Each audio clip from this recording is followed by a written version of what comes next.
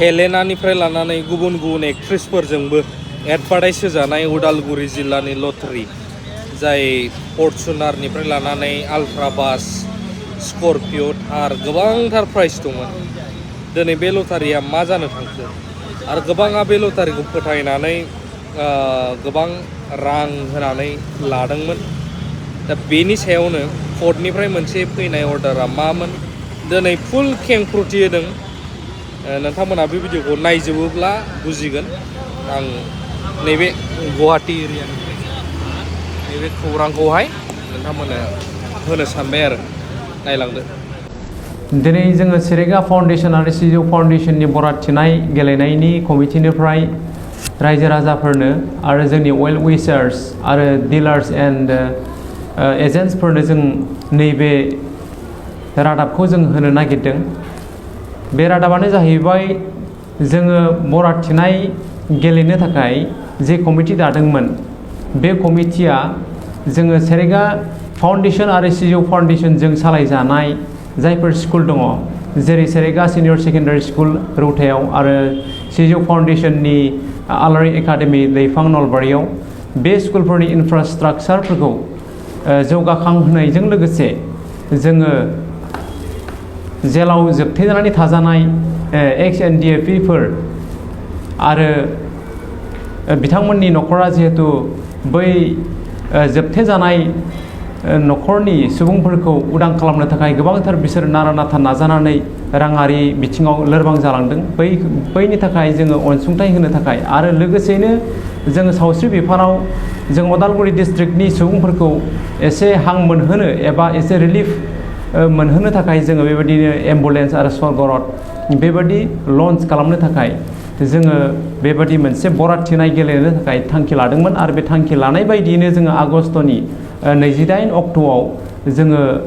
उदालगुरि टाउननि बिखायाव थानाय बे बिष्णु राभा कृष्टि संघ कमिटिनि जि नब्लां दङ बे नब्लाङाव जोङो बेखौ इन'ग्रेट खालामनाय जादोंमोन गाजा गोमजा हाबाफारिनि गेजेरजों। आरो बेबादिनो जोङो थांनाय सेप्तेम्बर दान मोनसेखौ जोङो बे इन'ग्रेशननि उनाव जोङो गोसो होसारनानै खामानि मावदोंमोन आरो जोंनि गोबांथार बेबायदिनो वेल उइसार्सफ्रा आरो बेबायदिनो गोबांथार बेबायदिनो डिलार्स एजेन्ट्स बेबादि जोंनिफ्राय बे जोंनि लाकि द्र कुपनफोरखौ लांनानै बेबादिनो फानहैनाय जादोंमोन एबा बेबादि बिलाइहैनाय जादोंमोन। दा बेखिनि टाइमावनो मास मोनसे थांखांनायनि उनाव जेब्ला कर्टनिफ्राय मोनसे अर्डार ओंखारदोंमोन बे अर्डार बादियै गासैबो बेबादि बराद थिनाय गेलेनायखौ अल आसामनि सिङावनो बेबादि दोनथ'होनाय जादोंमोन। आरो बे दोनथ'होनाय बादिनो जोंबो हाइकर्टखौ सनमान होनानै जोंबो बेबादि जोंनि बराद थिनाय गेलेनायनि गासैबो हाबाफारिखौ जोङो दोनथ'नाय जादोंमोन। आरो साननैसो उनाव जेब्ला अक्ट'बरनि 25 अक्ट'आव जेब्ला हाइकर्टनिफ्राय बेखौ डिसमिस खालामफिननानै गभर्नमेन्टनिफ्राय बेबायदि पारमिसन लानानै होनो हागोन होननानै जेब्ला फोसावनाय जायो अब्ला जोङो जोंनि बड'लेण्ड खुंथायनि सिम जोङो बेबायदि गनायथि मोननो थाखाय जोङो आर'ज बिलाइजों होदोंमोन। आरो बेबादिनो दिनै बिथांमोनहा जोंनिसिम बेखौनो खोथा होबाय जे जोंहा सेवा सेतुनि गेजेरजों जाय अनलाइन जोंहा पारमिसन अलरेडि लाखानाय दङ बे एक्जिस्टिं अर्डारनि सायावनो बेस खालामनानै बिथांमोनहा भार्बेलि बेबायदि वार्ड होबाय जे जोंनि बे बराद थिनाय हाबाफारिखौ फ्रि एन्ड फेयार आरो आब्रुथिनि गेजेरजों बेखौ जोङो जि डेटआव थि खालामनाय जादोंमोन जानुवारिनि 22 तारिखआव बेबादिनो होनो थाखाय बिथांमोनहा जोंनो भार्बेलि बेबादि गनायथि होबाय। आरो बेनिखायनो जों दिनैनि बे मेसेजनि गेजेरजों बेखौनो मिथिहोनाय जायोदि दिनैनिफ्राय जोंनि गासैबो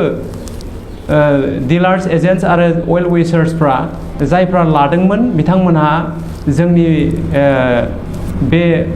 लाकि द्र कुपन्सफोरनि कन्ट्रिबिउसनफोरखौ नोंथांमोना होनो हासिगोन जायनिफ्राय लादोंमोन। आरो जाय बिथांमोन एजेन्ट्सफ्रा बा डिलार्सफ्रा दिनै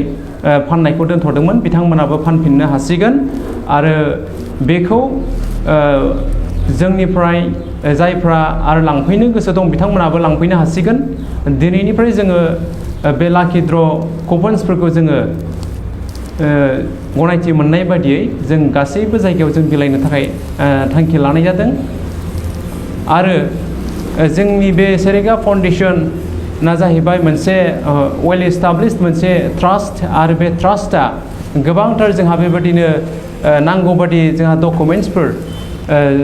बेफोरबादि माखासे वेलफेयारनि खामानि मावनो आरो बेबायदि माखासे गुबुन गुबुन बिफानाव जों बेबायदि खामानि मावनो थाखाय जोंहा बेबायदि डकुमेन्ट्स दङ दा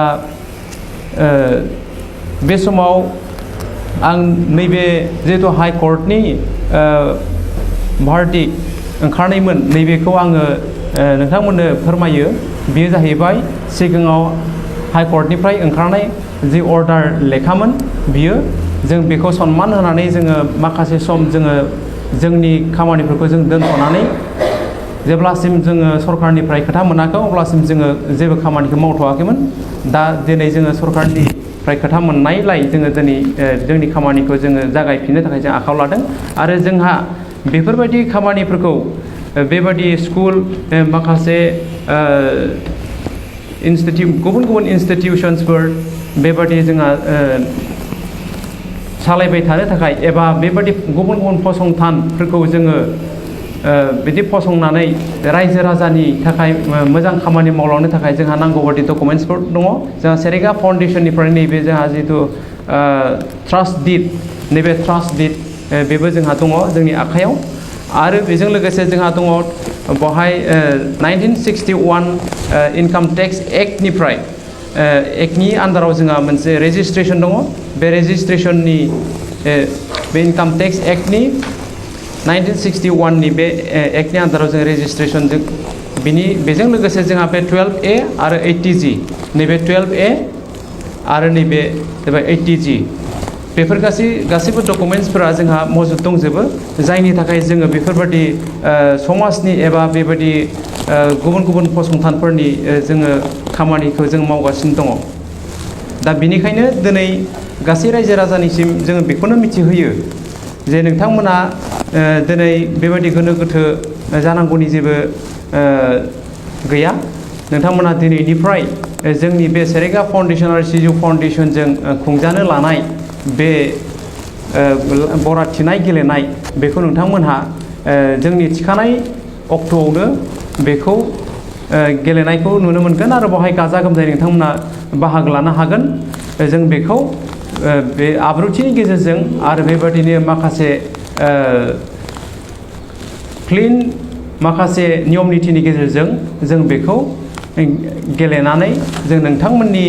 मोननांगौ जि प्राइज जों बेखौ नोंथांमोननिसिम मोनहैहोगोन आरो जों जि मावनो लानाय थांखि स्वर्ग रथ एम्बुलेन्स बेफोरबायदि रायजोनि थाखाय जों